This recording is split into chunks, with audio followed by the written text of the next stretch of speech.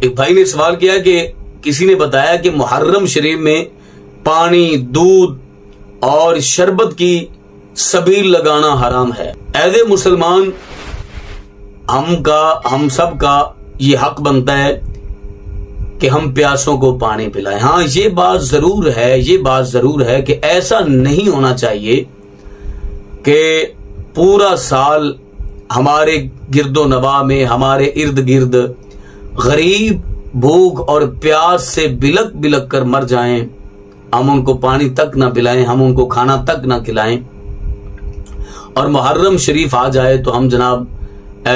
کھانا بھی ضائع کریں لنگر کی صورت میں۔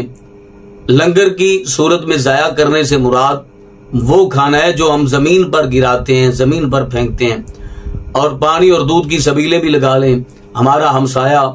ہمارا رشتہ دار، ہمارا فیملی ممبر، ہمارا بھائی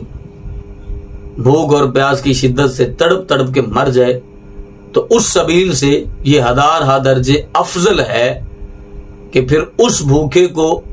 کھانا کھلایا جائے اور اس پیاسے کو پانی پلایا جائے جو بلک بلک کے مر رہا ہے، جس کو اس چیز کی ضرورت ہے۔ اگر آپ وہ بھی کرتے ہیں، یہ بھی کرتے ہیں تو بالکل درست ہے، جائز ہے، قطعی طور پر بھی ممانعت نہیں ہے۔